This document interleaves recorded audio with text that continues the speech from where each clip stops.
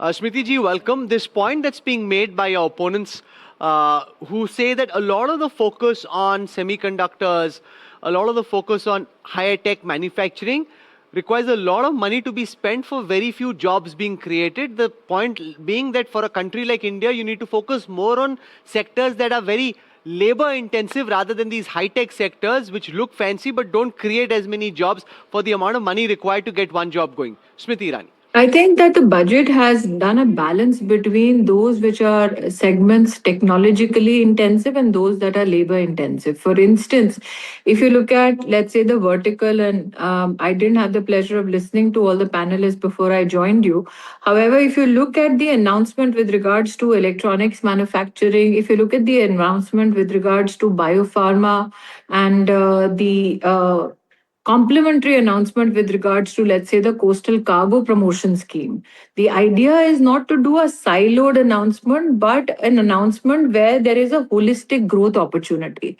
For instance, if you're talking about semiconductors and electronics manufacturing, then it is essential to enhance our capacity to produce rare earth minerals on our own indigenously. So the rare earth corridor which has been pronounced and the specific states that have been ascertained for that pronouncement also takes into the consideration the fact that we may have the third largest reserve in the world, but our global production contributory capacity is just 1%. Now these are at a nascent stage industries where if you put in the amount of effort financially, technologically, and from a labor perspective, then you see the exponential growth, which is projected either in the finance minister's speech or as has been enunciated by the minister concerned, or for that matter, by the prime minister.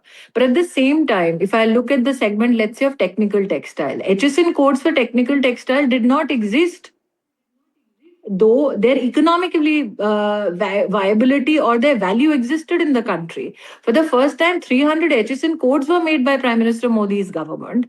And if you look at just the numbers for 2024, there was $3 billion worth of exports.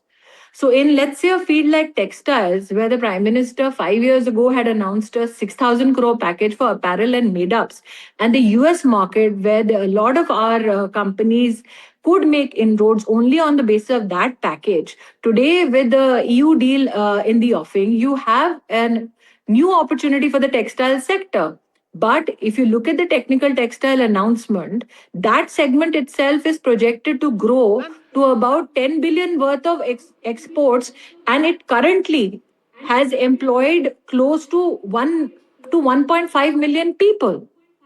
If I But in look the at, critique he offered, Rahul Gandhi made the point that investors are pulling out. Net FDI is negative, foreign portfolio investment has been negative, and the point being made is that the budget, in the view of the opposition, doesn't address that concern about trying to pull foreign investors into India, and you've got a depreciating rupee to contend with as well. How do you respond to the charge, and how concerned is the government by the fact that foreign investors, on balance, seem to be less enthused about investing in the India story than they've been in the last few years? economically, we are not functioning in isolation. We are a part of a global community where there are many trade considerations and fragmentations that we are content to deal with.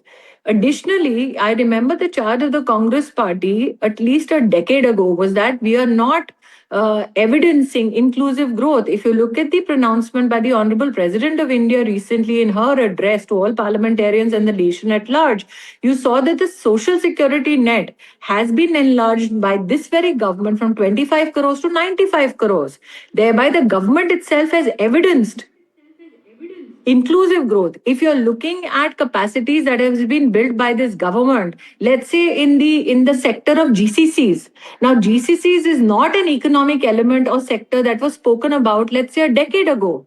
Today, over 2 million people are employed in that segment. Export of services also has grown thanks to that segment. And one particular issue of interest, at least for a citizen like me, is the growth of those verticals in tier 2, tier 3 cities. So when I look at the government announcing a capex of 12 lakh crores, especially for infrastructure, or city economic region announcement of 5,000 crores for specific cities, I recognize that the government understands expanding populations, understands growing aspiration, understands that there can be a complementary ecosystem made for investment if you strengthen infrastructure in tier 2, tier 3 cities today in India. And that's why this particular announcement of CapEx is significant. Additionally, Rahul, if we today want to expand investment opportunities, will we not look at new geographies for foreign investors for that matter? So, today in India, if there are 18 lakh square feet available space to develop, let's say, data centers or GCCs, wouldn't they want complementary infrastructure to be provided by local authorities or state governments?